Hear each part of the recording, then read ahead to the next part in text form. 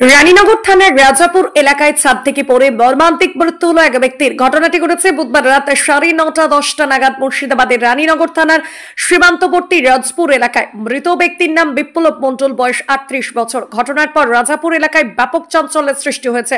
পরিবার সূত্রে জানা গিয়েছে, গতকাল বুধবার বিপ্লব মণ্ডলের বাড়ির ছাদ ঢালাই ছিল। সারাদিন খুব পরিশ্রম করেছিলেন। তারপর সন্ধ্যায় তিনি ঘুমিয়ে পড়েন। তারপর রাত 10টা নাগাদ তিনি ছাদে ওঠেন। সেখান থেকে আচমকা নিচে পড়ে যান। তার মাথায় আঘাত লাগে। ঘটনার পর পরিবারের সদস্যরা তড়িঘড়ি তাকে উদ্ধার করে গোধনপাড়া গ্রামীণ হাসপাতালে নিয়ে যায়।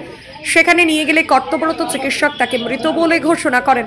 হাসপাতালে কান্নায় ভেঙে পড়েছেন পরিবারের সদস্যরা। এভাবে হঠাৎ মৃত্যু মেনে নিতে পারছেন না পরিবারের সদস্যরা। অনেক কষ্ট করে বাড়ি তৈরি করছিলেন, ছাদ ঢালাই হয়ে গিয়েছিল। তারপরই ছাদে উঠে হঠাৎ পড়ে যায়। ঘটনার পর পুরো এলাকায় শোকের ছায়া নেমে এসেছে। বাড়িতে 2 সন্তান এবং স্ত্রী রয়েছে। একমাত্র রোজগারের সদস্য ছিলেন। তার উপর নির্ভর ছিল গোটা পরিবার। এখন কিভাবে সংসার চলবে কেউ জানে না। পুলিশ মৃতদেহ উদ্ধার করে ময়না তদন্তের জন্য বহরমপুরে মুর্শিদাবাদ মেডিকেল কলেজ হাসপাতালে পাঠিয়েছে।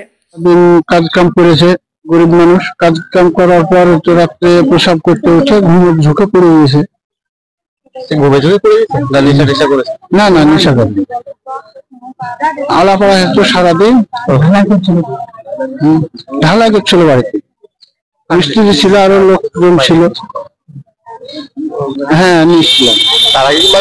না, হসপিটাল নিয়ে এসে মারা গিয়েছে। নামাতে ডাক্তার দেখার পর বললো না, মারা গিয়েছে। রাস্তাতে ই করেছে, আওয়াজ পেয়েছে। কটা থেকে পেয়েছে? ওই 10টা 10:30 এরকম হবে। থানা ডাক্তারবাবু কল করে থানায়, তারপরে স্যাররা গিয়ে নিয়ে এসছে। ময়না তদন্ত পাঠিয়েছে? হ্যাঁ, পাঠাবে। পোস্টমর্টম হবে। আপনার নাম? আমার নাম আব্দুল মোহাম্মদ মন্ডল। আমার বাড়ি পাতায় প্রতিবেশী।